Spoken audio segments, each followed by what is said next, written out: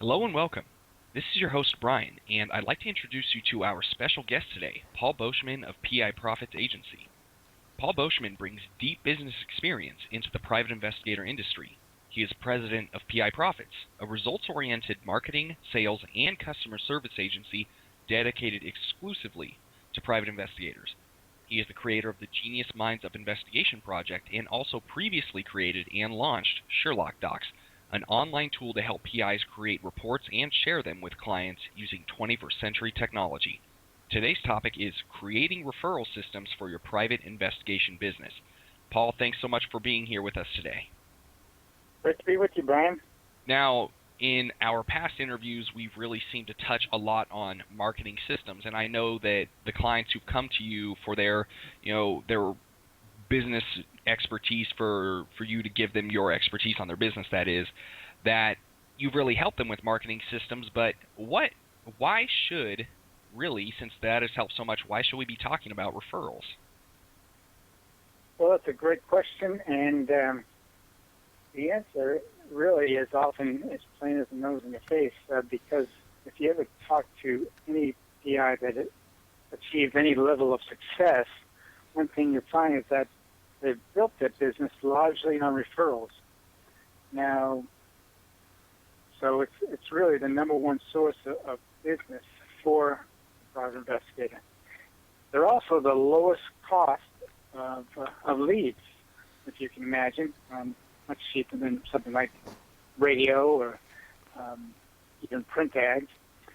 They also have the highest conversion rates of any type of lead that you may have, because obviously someone that's trusted is giving you a name, so there's already this element of social proof involved, where someone says, somebody else solved my problem, and maybe this guy can help me. So the important thing to understand, though, is that there's a certain metric called lifetime value for clients, and every business person, especially investigators, need to understand what the lifetime value of a client is. And so once you understand that, you're not shy about spending the time involved in generating referrals and creating a referral system. Okay. I think I get that. Well, most of us can really understand that in terms of having it had happened to us in the past. I'm sure everyone at some point has gone to even something as simple as a restaurant or a store and say, yeah, that's really cool, I really liked it there. And when you tell your friend, then they're much more apt to go there.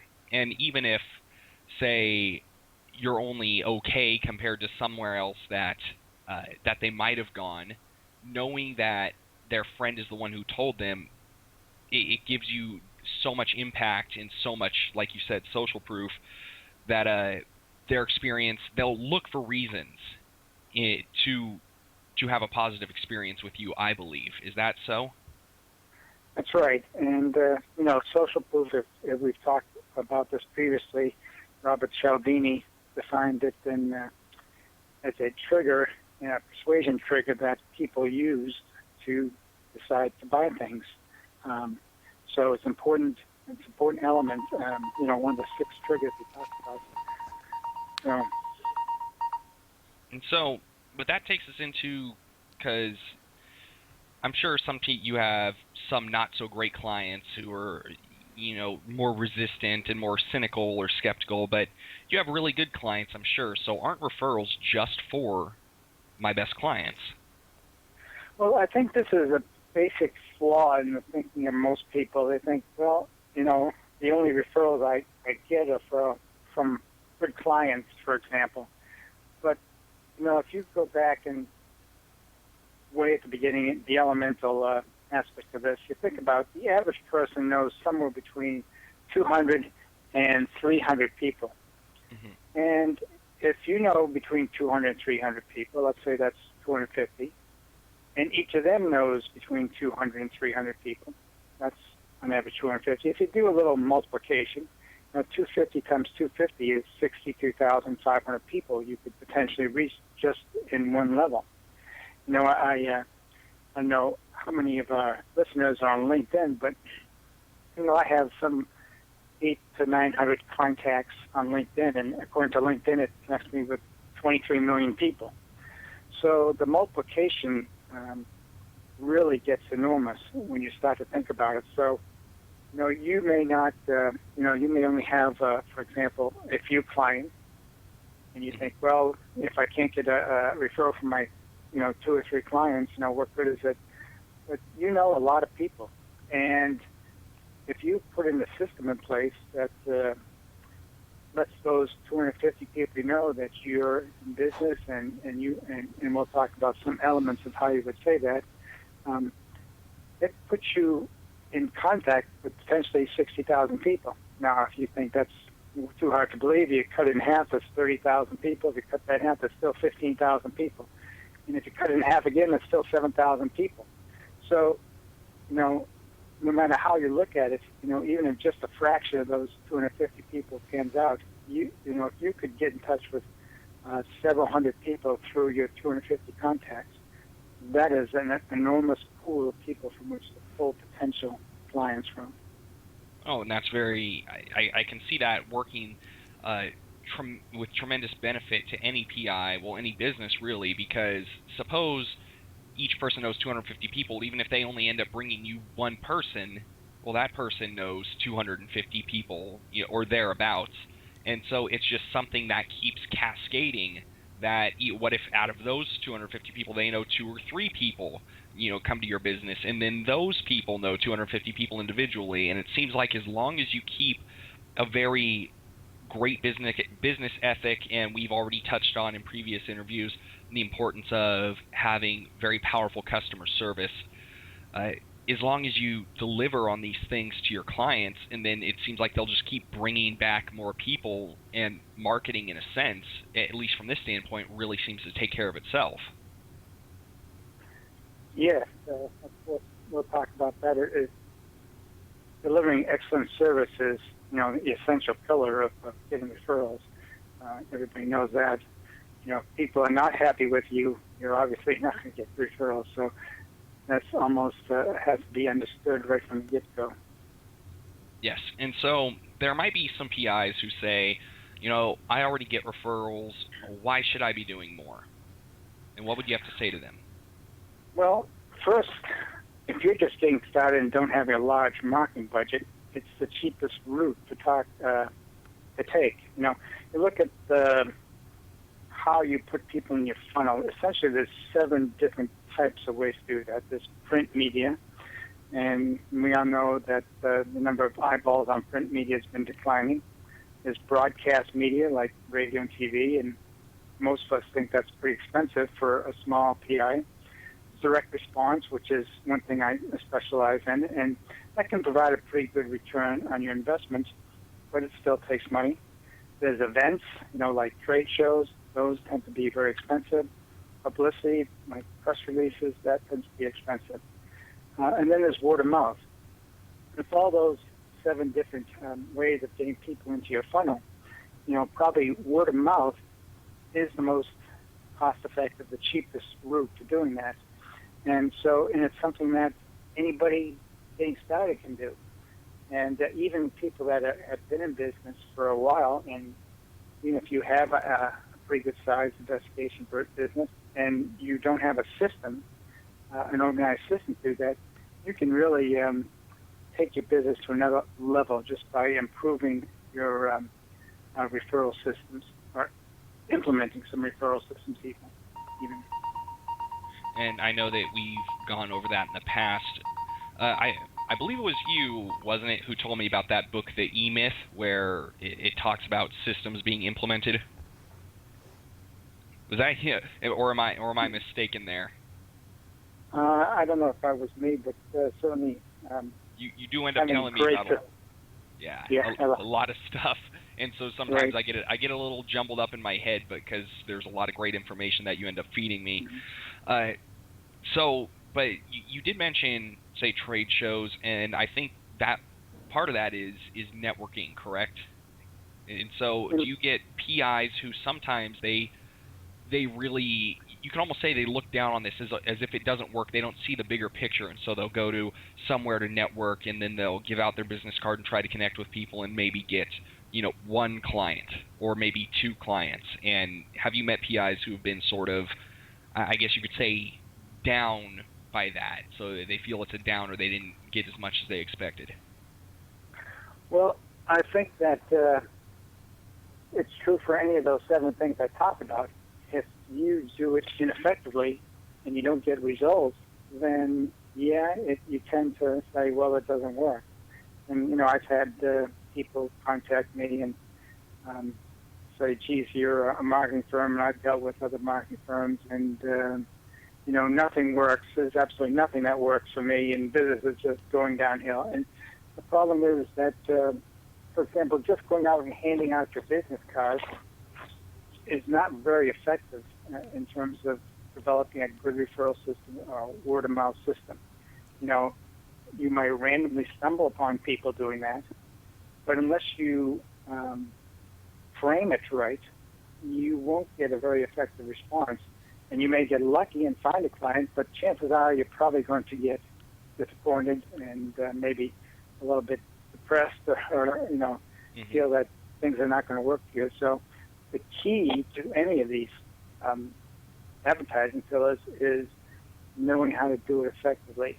And the same goes true for word of mouth or referrals. And almost everybody gets some referrals. I mean, everybody has gotten a referral for something or given a referral. Everybody's asked somebody about a movie or a restaurant or something like that. So we're used to that. And but few people ever do it systematically. And because they don't do it systematically, the results tend to be random, and people kind of think it's, whatever it is, it's kind of, fate or luck or something like that. Whereas if you do it systematically, now it's no longer just luck or fate or whatever you want to attribute it to. It's actually a real tool that can be very, very effective. Yeah, and that's where, when I was saying with the networking, some people they get down, and there, I mean that on multiple levels, because they don't see the big picture, like what you explained, where each person knows 250 people. So really, you might just need the one client who introduces you to all the other ones, and it creates that cascade effect. In fact, that's how I wound up meeting you in the first place, because I was introduced to you by another person who I'd met. And so really, that is the more broad picture that I think people need to embrace. But when people say, oh, well, it's just fate or chance, and it's just all about who you know, and I don't know anyone good, and it's that mentality, they sort of dig themselves into this pit, and then they're going to look for reasons why things don't work for them, when really this system, as simple as it is with the referrals, is probably the most powerful that there is. But you did mention systematic referral system. You mentioned sort of developing it so you can take it to the next level and really make the most of the clients that you have and bring in more clients as a result. So what are some examples of systematic referral systems?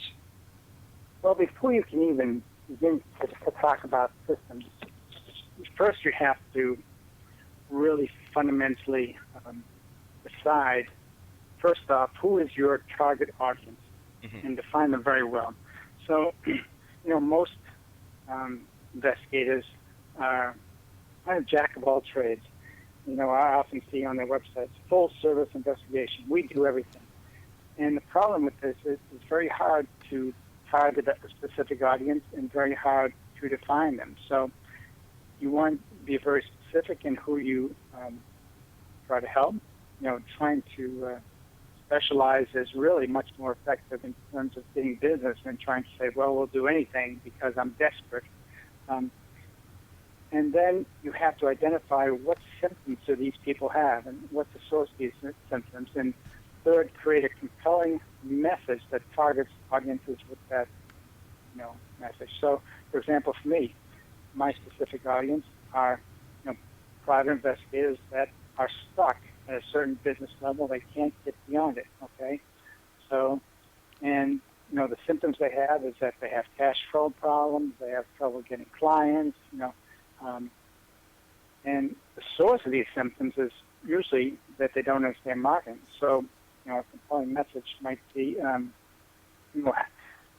when people ask, instead of saying, when people ask me what I do, I could say, well, I have a marketing business.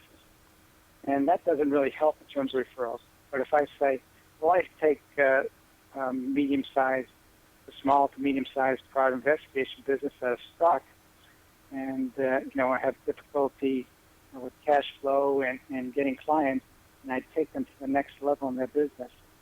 And that provides an opening for them to share with their friends a referral, okay? So, and it seems very direct, almost, like an elevator pitch. It's compelling, yes. They know instantly what you do, and they can share it with others. Right. So, sometimes it's called an elevator pitch. There's another person that called it, let me see, I don't know, I had a name for that, but auto log or something. I'll think about it in a second here. It's all right. Happens to the best of us, right? Right. But it makes people easy to connect with you if you have something that you can tell people. An auto logo. Robert is called by Robert Milton, okay? So it's audio logo, not auto logo, but audio logo. And it answers what you do by who you work with and the problem you solve. So when you answer a question, what you do at a networking event or wherever you go, with, who you help and the problem you solve, now you have a means to get that message out there. Much more effective than just handing out a business card that says Cloud Investigator. Yes. Though, does the business card can it help, I guess I could say, drive it home if you give them one at the end of your little audio pitch, elevator pitch, audio logo, whichever you want to call it? Mm-hmm. Yeah, so it helps very much, especially if your business card has that audio logo on it, okay? There's a number of things you can put on a business card. Audio logo is one, and offer is another thing you can put on a business card. A business card is a really nice tool. But it's just one tool. But, having that message and knowing who your target audience is and the problem you solve is so important. Because if you just say, well, I'm an investigator and I help solve all kinds of investigation problems, it doesn't do much. Because when you talk to, let's say you talk to John and you tell him, I'm a private investigator, and he goes and, his friend's a business owner, and his friend has a store and there's people stealing it. Well, he doesn't think about it. But if your message is, I'm John, I help small business people that are having problems with theft, recover and stop theft. And now he goes to see John goes to see his friend with the business owner and says, oh, I was just talking to this guy, and he says he helps people that are having problems with theft, and now you've got a message. Same thing, if you do insurance fraud, your message is that I help, auto fleet companies that are constantly getting sued because of people falsely claiming disability, not help them solve that problem. So when somebody encounters somebody that has that problem, they immediately know that you're the one. But if you just say, I'm a PI, people don't put two and two. It's kind of like, if you've been in an airport and you hear J. Dean Bryan, even though you may have been looking at your phone or, there's 1,000 people talking, you hear your name spoken. Suddenly, you've heard it. It's like I've heard it's called reticular activation system, I think is what it's called, but you are attuned to things that your mind is working on. Mm-hmm. So, I remember when I was a young father, I'd be in a busy place and somebody said, Dad, it didn't matter if it was one of my kids. I'd turn around because I would hear that word dad, and I think that one of my kids in trouble. And, often it wasn't, and just because I was attuned to that. So if you've got a message targeted at a certain person, when your contact meets that person, then that system's activated. And I think that makes a lot of sense. Whereas you have, let's say, even though it's not the most popular search engine, you have a search engine like Ask.com, and then it's designed. If you say, okay, well, what is a search engine for? If they're like, oh, we're a search engine, no, we are a search engine for people who have questions specifically about something. So you type it in as a question, and then that's how you start finding what you want. And so because of these things, because things started out niche, even very big things like, even Facebook, McDonald's. McDonald's started as one burger stand, and they catered to a very specific crowd, and then eventually it just exploded. Just like Facebook catered to specific, I think was it Harvard or Ivy League students, college students, and then it just branched out to community colleges, and then eventually to everybody. But if you just say, oh, I'm a private investigator, because you told me in the marketing world, or because people are hit with so much information, they just sort of tend to start tuning out things unless they realize it specifically caters just to their needs.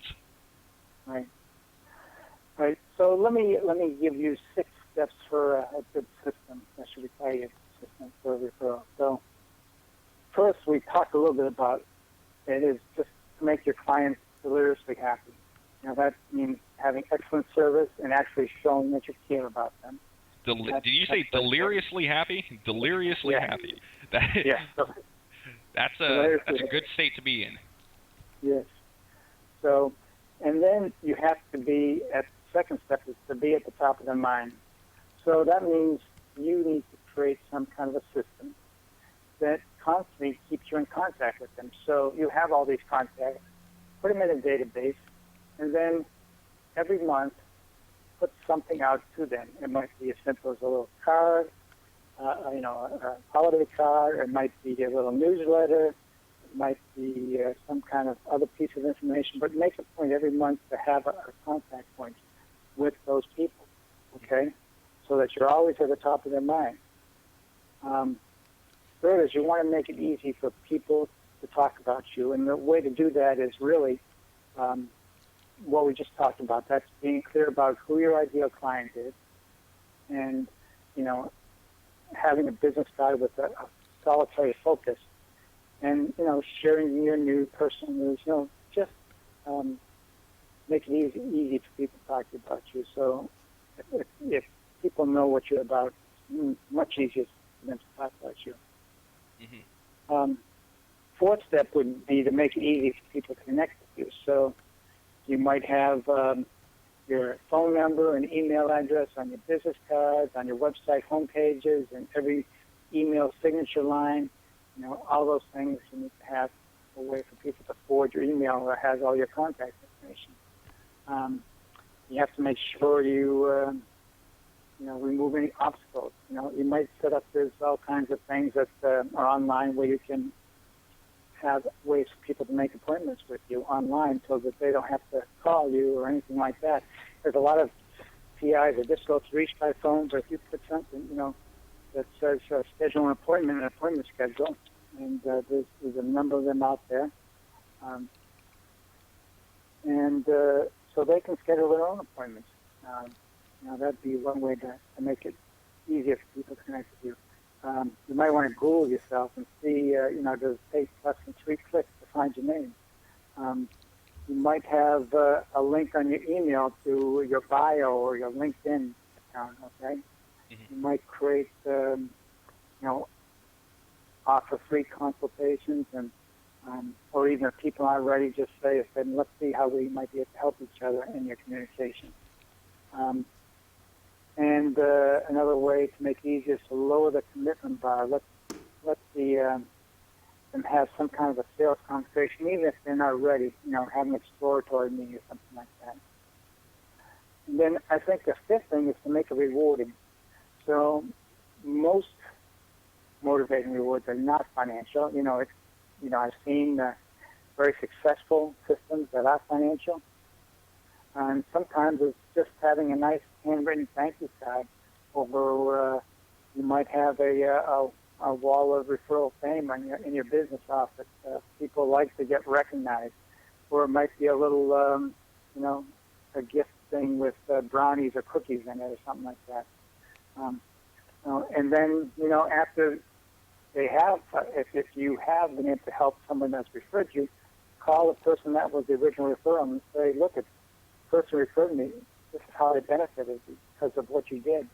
And it makes people feel good inside to do that. Yes. And then, and the last thing is probably to create a network letter. So this generates referrals by asking for advice rather than just calling and asking for referrals. You ask for advice. So drop the barriers. And it also uses one of the Cialdini principles of commitment and consistency, okay? Because people, once they recommend something, they like to be consistent internally. So, your network letter might start with a personal comment and, tell people, as you know, I'm passionate about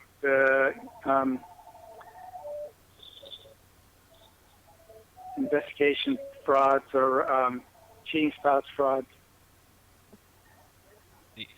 You got a little bit of noise back there that's distracting you. Yes. And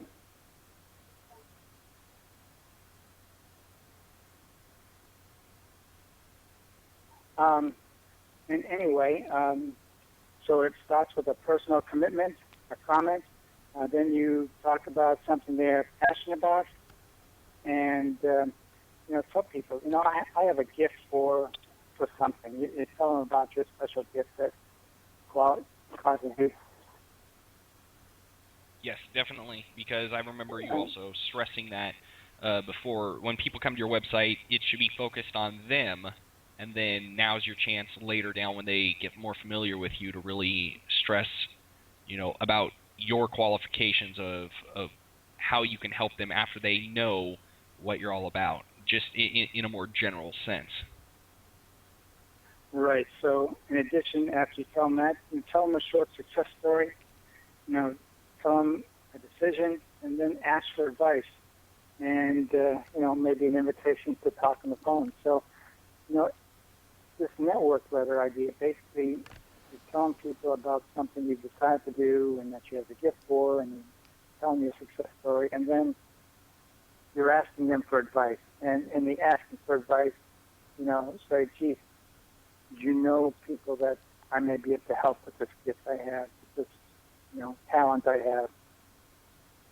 That's very powerful. Because when you really think about it, that's something that people want.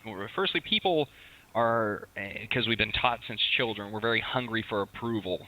And we've been jumping through hoops since we were little, because when we were little and adorable, we didn't have to do anything, and people loved us because we were little and adorable. But as we got older, conditions had to start being met to get approval. And now, just naturally, we want others' approval. And when we say, you know what, how can we do better for you, and how can we really connect with others?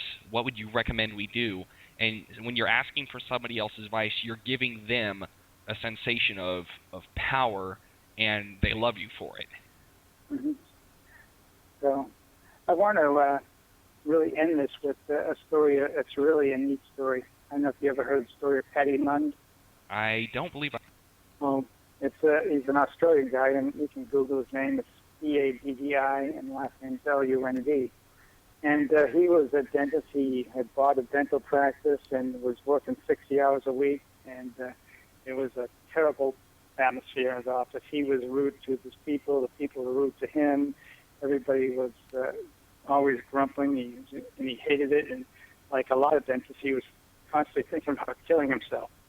And so what he did is he just closed the business up, and he rethought it. And what he did is he went back and he made a decision that he was only going to have clients that he really enjoyed working with, and he was going to have a business where he guaranteed you that you would not have any pain when you came to his office. And so he started calling his past patients, and he told them, if you want to be a patient of mine, the only way I'll allow you to do that is if you give me 3 referrals of people like you that you like. And that was a condition, and that's a condition of being a patient of his. And so what he did, he built up by using referrals as a condition of being a patient. He has one of the largest practices in Australia, and he works roughly 23 hours a week. Wow. And he has no stress and lots of free time, and loves what he does now.